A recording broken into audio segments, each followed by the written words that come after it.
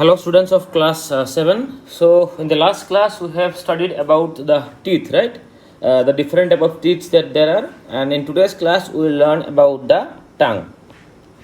Now all of us know what is meant by tongue. Tongue mane ki jiva, right? This is a tongue. Okay. Now students, all of we know that tongue is a what kind of organ is tongue? Tongue is a sense organ. It is a sense organ. And what does it sense? It sense the taste of the food, whether the food is sweet, bitter, salty, sour, what kind of taste is there. Tongue helps us to taste the food. We all know about this, right? Okay, now see, in tongue there are different portion of the tongue.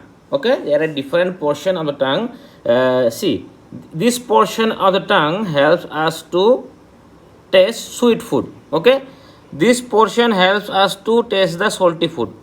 These two portions. Okay, here sour mane ki tenga thakile mi kot taste pam yat pam, these two side. Okay, and in this side we taste the bitter taste we get in this side. Okay, so try this at home, students. Try to taste something bitter with this portion of your tongue. You will not feel any taste. Different portion of the tongue helps us to taste different type of taste. Okay, bitter is here, sour is here, and here this is salty and this is sweet. Okay, now there are taste buds. How do we taste this food? There are taste buds in the tongue. Now if we put our tongue inside under a microscope, we will see there are these type of buds. These are known as taste buds. এনেকুৱা buds থাকে, এই গোটেইবিলাক আছে না সৰু projections বিলাক, এইবিলাকক taste buds বুলি কয়. And with the help of this we can taste any food, whether the food is sweet or salt or sour or bitter, whatever taste is there, we get the taste. And as I have told you, different portion of the tongue taste different type of taste. Do this at home. Try to taste any sour thing. Right now we have you have mango, right? Sour mango. Try to taste sour mango with this portion. You will not feel any taste. It is because sour is only tasted by these two portions of the tongue. So that is about the tasting capability of tongue. Now students, see, tongue not only tastes the food. What it does is it mix the food with the saliva. Whenever we eat food, whenever you take some food inside your mouth, you observe this, that your tongue is constantly moving the food from here to there. What it does is it rotates the food in your mouth and makes sure that all the food is mixed with the saliva that is secreted by your salivary glands. Okay, now after chewing the food, when we chew the food, our tongue, what will do? Our tongue, after chewing the food, will roll the food. আমার ফুডটোক role কৰিব, ঘূৰাই এনেকুৱা বল type এটা shape বনাব, সেই শ্বেপটোক কি বুলি কয়? সেই শ্বেপটোক কি বুলি কয়? বলাছ বুলি কয়. কি বুলি কয়? বলাছ. অ'কে, বলাছ বুলি কয়. আৰু সেইটো কি হয়? আমাৰ তাৰ পাছৰ পৰা আমাৰ গিলি দিয়া হয়. কি কৰা হয়? উই swallow it after a tongue make a bolus like this shape. Blouse এই দেখিছে নহয়? This is bolus. এনেকুৱা এটা শ্বেপ বনায়. Then what happens? This food is swallowed. Okay, that is the action of the tongue. টাঙৰ কামখিনি আমি বুজিলোঁ, test কৰা কাম আৰু ডাইজেষ্ট যিখিনি আমাৰ কিবা চেলাইভা আছে, চেলাইভাৰ লগত মিক্স কৰে ফুডখিনি, and after it is mix with the saliva, it is made into a bolus and then it is swallowed. Then we swallow the food. Now passing through the esophagus. Okay, esophagus-ৰ পৰা কেনেকৈ পাছ হয়. Now students, see, there is two tract in our food. If we see from our mouth, we can eat our food. Also we can breathe, right? আমি উশাহ ল'ব পাৰোঁ মুখেদি আৰু মুখেদি খাদ্য খাব পাৰোঁ. That's because there is two tract from our mouth. One goes to the stomach and other goes to the lungs.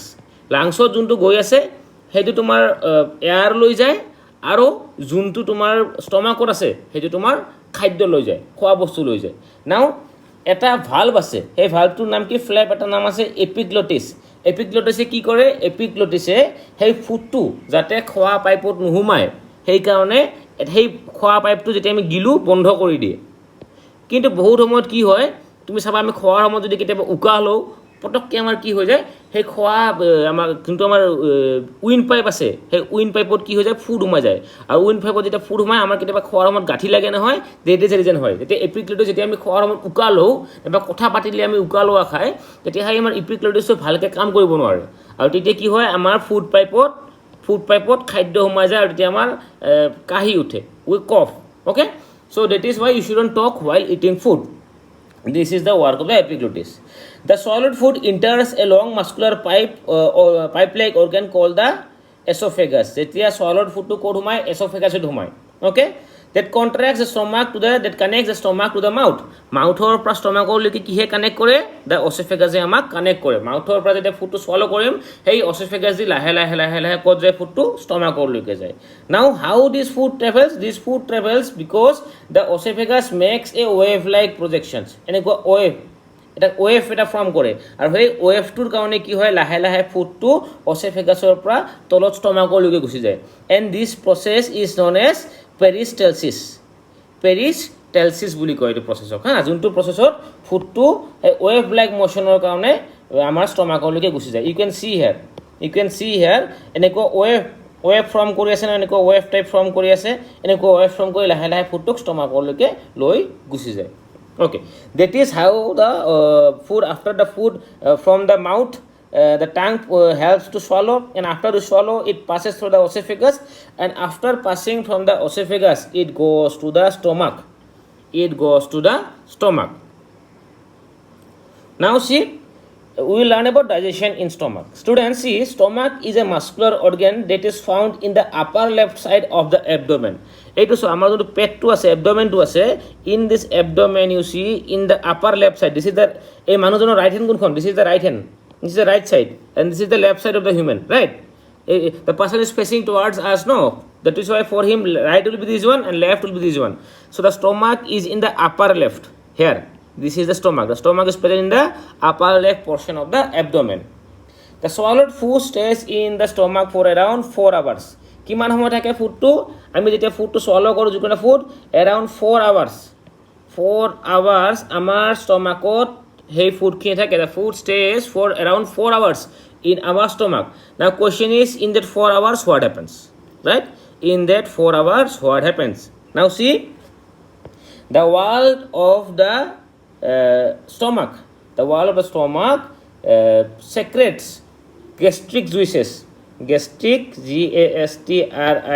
gastric juices this gastric juices contains what this gastric juices contains digestive juices that digest proteins then acid digestive juices acid and mucus now we will learn what is the role of all these three digestive juices ki kore digestive juices digest proteins in the food to simpler substances digestive জুচবিলাকে কি কৰে যিখিনি protein আছে ফুডটোত সেই প্ৰটিনখিনি কি কৰে চিম্পলাৰ ছাবষ্টেন্সৰলৈকে কি কৰে ডাইজেষ্ট কৰে নাও নেক্সট ইজ এচিডটোৰ কাম কি see in our food there are lots of bacteria and other germs আমাৰ ফুড যিকোনো আমি খাদ্য খালে সেই খাদ্যত দুনিয়াৰ জাৰ্মছ থাৰ্মছ কিবা কিবি থাকিব পাৰে সেই জাৰ্মছখিনি কি কৰে এই এচিডে মাৰি পেলায় the acid kills all the bacteria and germs that are present in the swallowed food it also helps digestive enzyme to carry out their function also কি কৰে ই digestive enzyme support কৰে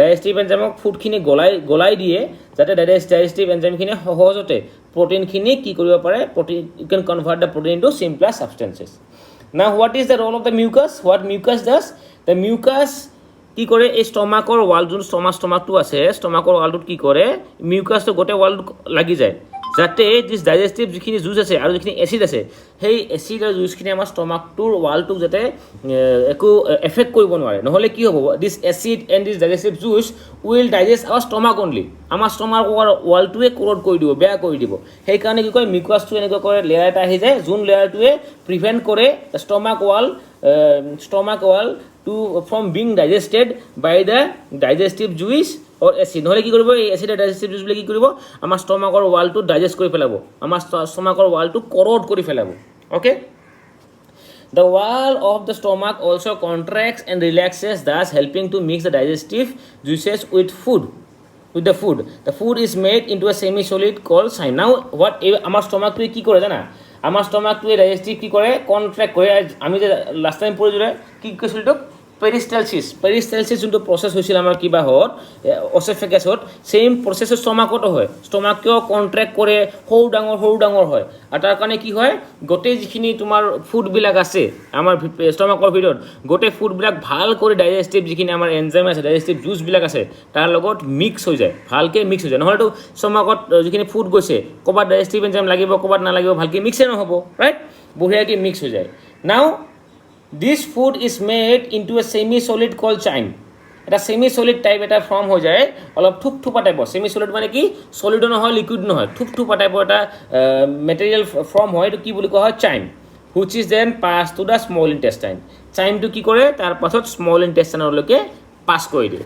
Now in the next class students we will learn about digestion and absorption in the small intestine. তো এতিয়ালৈকে আমি কি পঢ়িলোঁ আমি পঢ়িলোঁ কেনেকৈ কৰে টাঙৰ পৰা অচেফেগাছলৈকে যায় কেনেকৈ অচেফেগাছৰ পৰা সেইটো বস্তু ষ্টমাকলৈকে যায় আৰু কেনেকৈ ষ্টমাকত ডাইজেষ্টিভ জুচ এচিড আৰু মিউকাছ এই তিনিটাই একেলগে কাম কৰি কি কৰে আমাৰ ফুডখিনিক ডাইজেষ্ট কৰে আৰু তাৰ পাছত এটা সেমি সলিড এটা ফৰ্ম হয় সেই সেমি সলিড কি বুলি কয় চাইম বুলি কয় সেই চাইমটো আমাৰ ক'ত পঠোৱা হয় it is sent to the small intestine. In the next class we will learn about digestion in the small intestine. Thank you students.